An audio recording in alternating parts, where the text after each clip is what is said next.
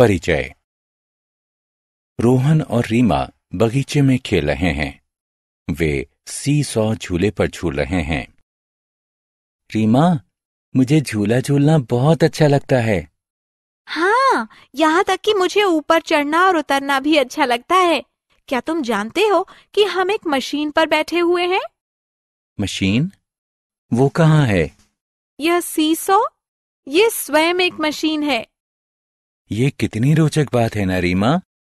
बच्चों, आओ इस अध्याय में सरल मशीनों के बारे में और जानते हैं। आओ सीखें। कार्य हो गया है, इसका वर्णन करना। सरल मशीनों की व्याख्या करना। हमारे जीवन में सरल मशीनों के महत्व की चर्चा करना। विभिन्न सरल मशीनों की सूची बनाना। कार्य कब होता है? मैं दौड़ रहा हूं। मैं जब दौड़ता हूं तो ऊर्जा का प्रयोग करता हूं, इसीलिए ऊर्जा कार्य करने की क्षमता होती है। अब वजन उठाने का समय हो गया है। ये डंबल हैं। डंबल उठाना एक भारी काम है। हम ऊर्जा का उपयोग करके बल लगाते हैं। हमें भोजन से ऊर्जा प्राप्त होती है। इस ऊर्जा का प्रयोग करके हम किसी वस्तु को स्थानांतरित कर सकते हैं। बल का प्रयोग करके वस्तु का स्थानांतरण करना कार्य कहलाता है। सरल मशीनें। आओ अब सरल मशीनों को परिभाषित करते हैं। ऐसी मशीनें जिनमें कुछ या कोई भी भाग गतिमान नहीं होता, सरल मशीनें कहलाती हैं। साधारण मशीनों की खास बात यह है कि वो हमारी मांसपेशियों के विस्तार के रूप में प्रयुक्त होती हैं। सरल मशीनें 6 प्रकार की होती हैं। ये नत समतल यानी झुका हुआ समतल, पहिया एवं धुरी, घिरनी, उत्तोलक, पच्चर या पेंच हैं। अब हम प्रत्येक मशीन के बारे में विस्तार से जानेंगे।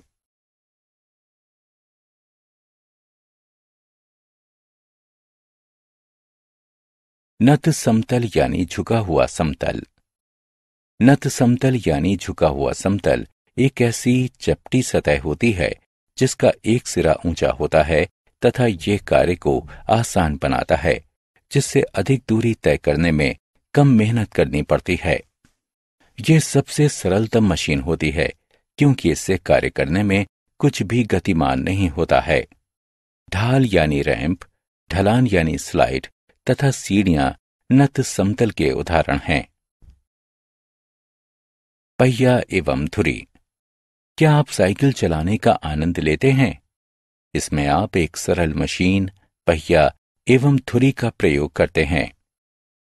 इसमें एक पहिया जल्दी तथा आसानी से गति करने में सहायता करता है। साइकिल में पहिए, कार में स्टीयरिंग तथा दरवाजे की घुंडी आदि पहिया एवं धुरी के उदाहरण हैं।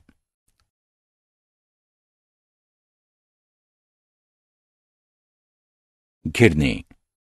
इस लड़के को देखो, वो कुएं से पानी निकाल रहा है, लेकिन वो बाल्टी खींचने में असमर्थ है। अब वो घिरनी की सहायता से पानी की बाल्टी खींच रहा है। भार उठाने के लिए एक घिरनी में एक पहिए तथा एक रस्से का प्रयोग होता है।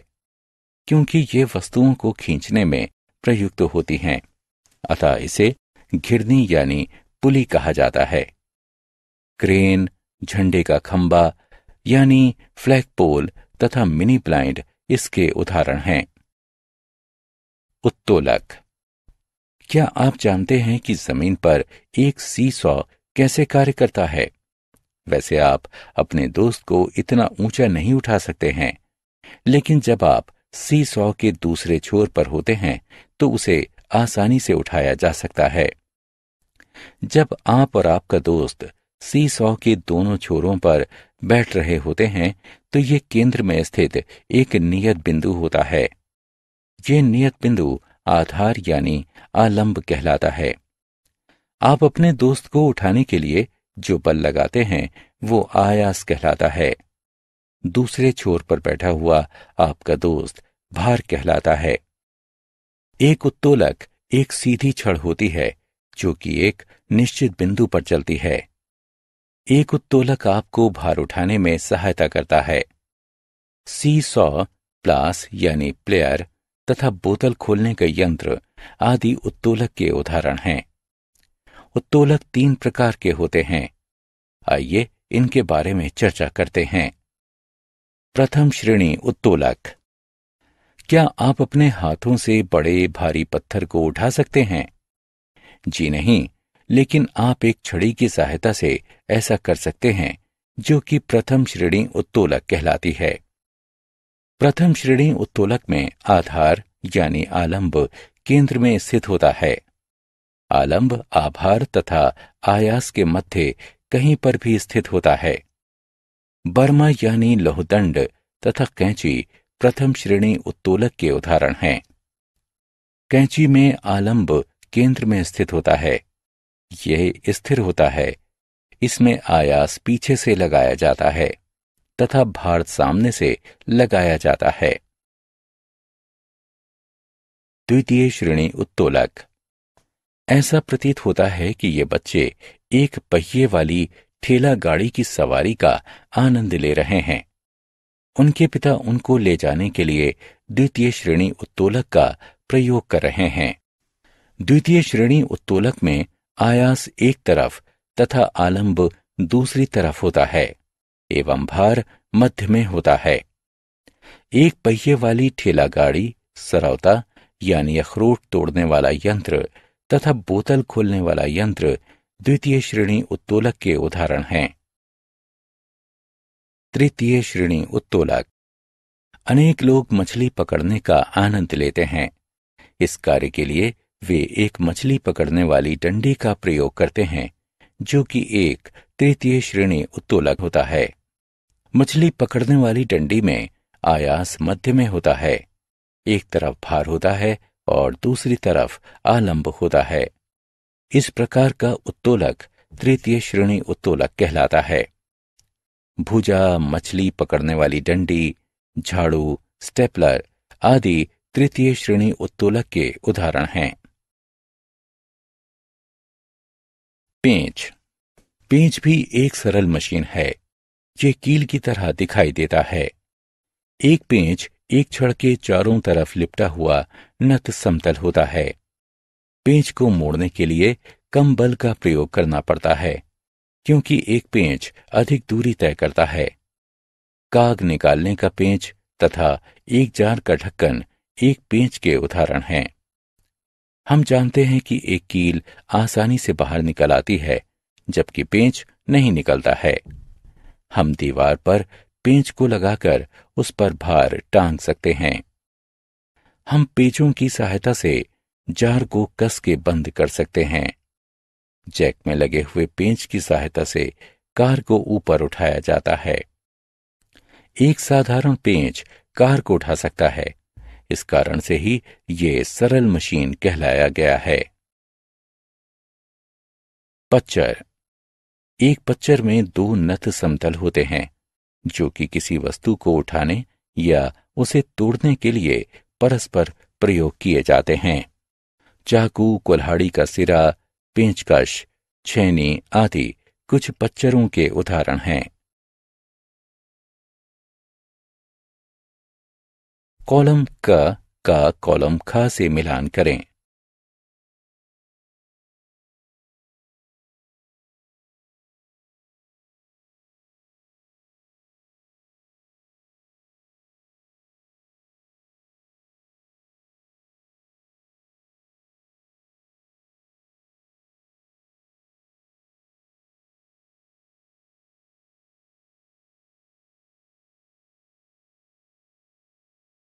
हमने क्या चर्चा की?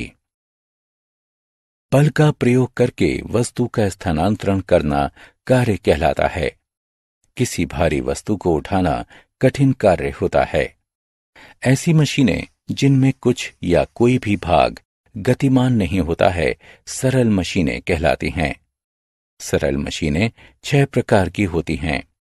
ये नत समतल, पहिया एवं धुरी, घिरनी, उत्तोलक, पच्चर तथा पेंच हैं। नत समतल यानी झुका हुआ समतल एक ऐसी चपटी सतह होती है जिसका एक सिरा ऊंचा होता है। ये कार्य को आसान बनाता है। पहिया एवं धुरी में एक पहिया जल्दी तथा आसानी से गति करने में सहायता करता है। भार उठाने के लिए एक घिरनी में एक पहिए तथा एक रस्से का प्रयोग होता है। एक उत्तोलक एक सीधी छड़ होती है जो कि एक निश्चित बिंदु पर चलती है। एक उत्तोलक आपको भार उठाने में सहायता करता है। प्रथम श्रेणी उत्तोलक में आधार यानी आलंब केंद्र में स्थित होता है। आलंब आभार तथा आयास के मध्य कहीं पर भी स्थित होता है। द्वितीय श्रेणी उत्तोलक में आयास एक तरफ तथा आलंब दूसरी तरफ होता है एवं भार मध्य में होता है। तृतीय श्रेणी उत्तोलक में आयास, भार तथा आलंब के मध्य में होता है। एक पेंच एक छड़ के चारों तरफ लिपटा हुआ नत समतल होता है। दो नत समतल परस्पर मिलकर एक तेज धार बनाते हैं जो कि पच्चर कहलाता है।